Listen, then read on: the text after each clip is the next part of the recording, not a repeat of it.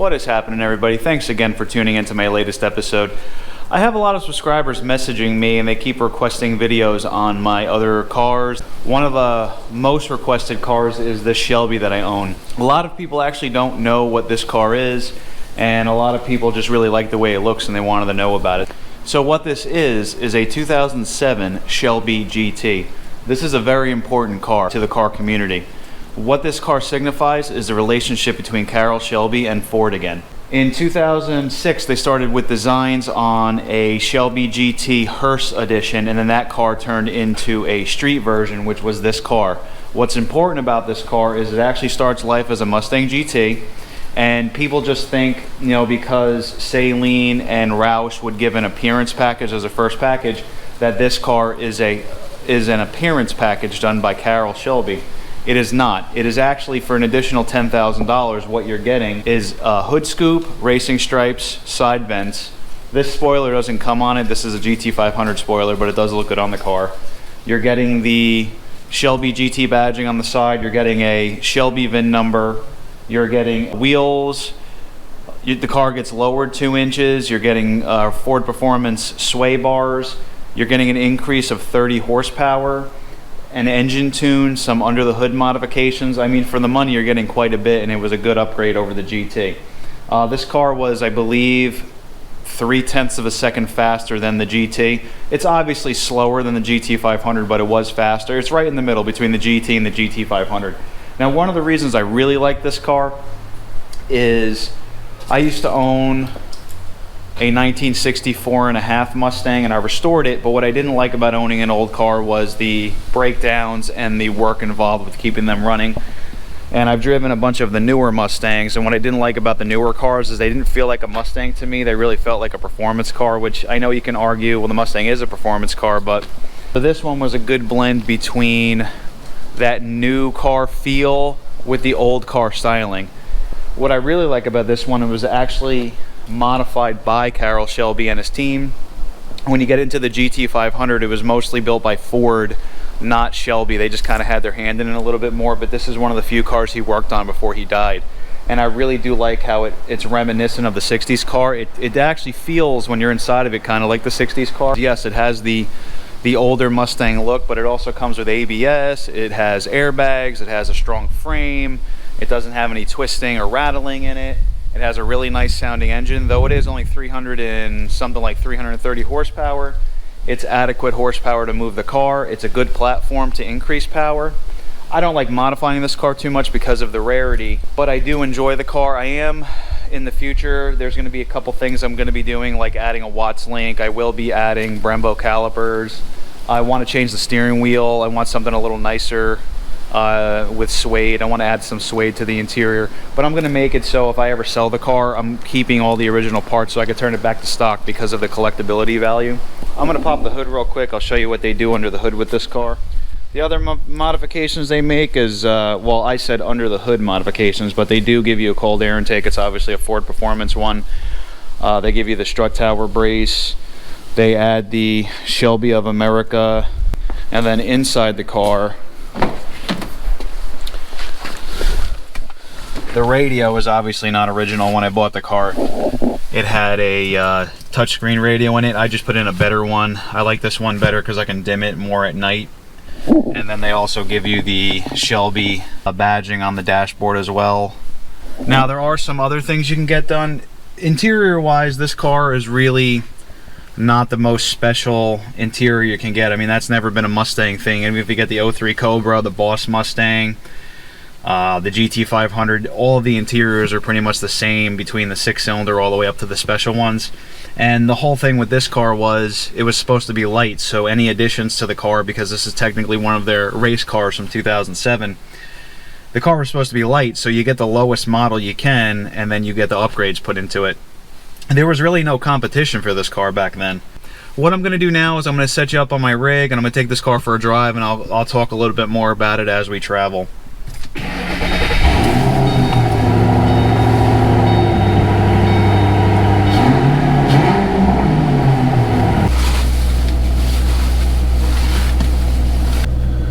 what I was saying before is these cars were modified just like the 60s cars. The idea behind this car was to do exactly what they did in the 60s. Take the Mustang, modify the Mustang, and then bring it to the racetrack. That's exactly what this car was. In fact, I talked to somebody over at Shelby Automobiles, and they were actually calling this a race car. Yes, it does not have the, at the time, 500 plus horsepower that the GT500 had, but it actually was really good at handling, and it was good at getting lap times because of the suspension that came on it. Oh, I forgot to also mention, this one did come with the Hurst shifter. That was an option for Shelby, and it also came with the Ford Performance exhaust, so it's a little louder over stock, and then I threw exhaust cutouts on, so it gives it a much nicer sound.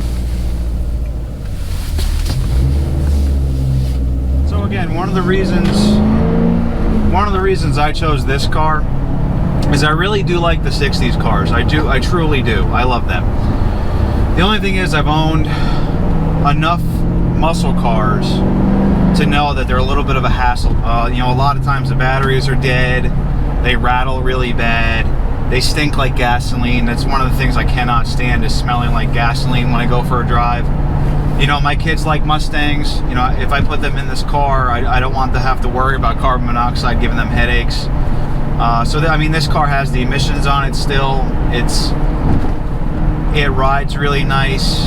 You know, this one's a little stiffer than I would like, but as far as a 60s car versus this car, it definitely drives great. I don't know if anybody's watching who's ever driven a 60s Mustang. The suspension on those cars were not the best design.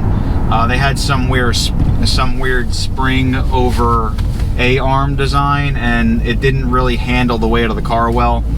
You see most of those people take them and throw a Mustang 2 style suspension. However, this car comes with a strut style suspension up front with a lower control arm, and it has a 4-link in the rear with a panhard bar and sway bars. It's a really nice design. I mean, it's to be expected with a modern vehicle.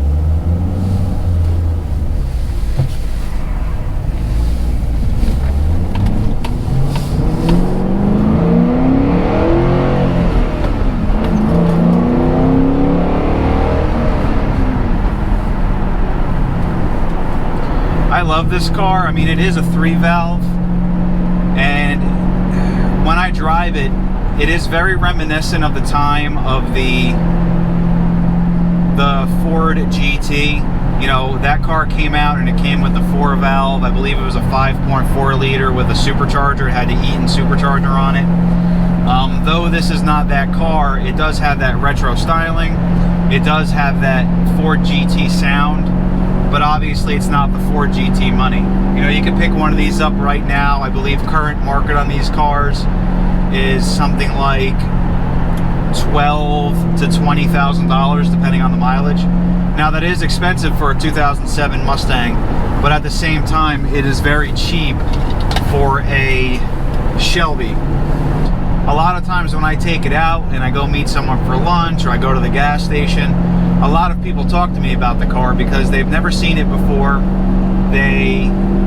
You know, they've seen Mustangs, but they've never seen a Shelby GT. The way it looks is a very unique design. There are some body mods obviously done by Shelby. It has that 60s look with a modern technology in it. I didn't really like the GT500. I mean, yes, the GT500 of its time came out with over 500 horsepower, but it also wasn't styled, you know, the way this one was. This one looks like a custom 60s car, where the GT500 looks like this car with a body kit on it.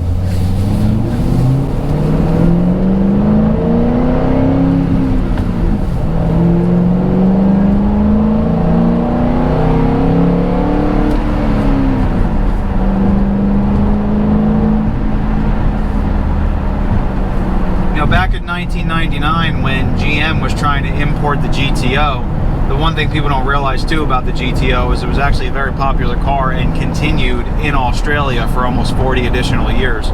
So they wanted to re-import it back into America, and the only competition was really this car.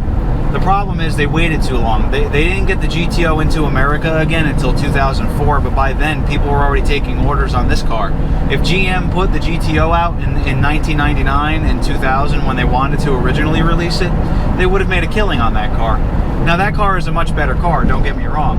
It handles better, it fits adults better, but it's a very plain Jane looking car. The interior is gorgeous, but the outside of the car, people used to call it a Cavalier with a V8 in it, where this car, I mean, you can get your hands on a 60s car with modern technology, and back in 2005, that was cutting edge. You know, Ford did a great job with the Thunderbird. They sold millions of those. So then they decided to put out the Mustang, and they sold a couple million of the Mustangs. They did a fantastic job with this car, and this is really the only style I like to get. You know, the old SN95s, they're a great car if you want the drivetrain, but they weren't a very well put together car. My next big project on this car is going to be a brake upgrade. I have front Brembos, and I have 14-inch rotors going in the front, and then in the rear I'm doing a 14-inch GT500 rotor. I'm going to paint match the rear calipers to the front Brembos.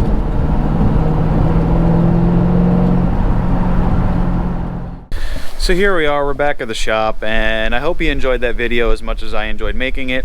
I did the best I could, trying to avoid the sun and giving you some roads where it was exciting to watch the car. I did stop talking a few times. I wanted to make sure you can hear the engine sound and hear the engine accelerating, and hopefully you can hear me while I was talking. But again, I appreciate all the people who like and subscribe and have requested this car. If this is something you enjoyed, just let me know and I'll gladly keep the footage coming. Thanks again, everyone.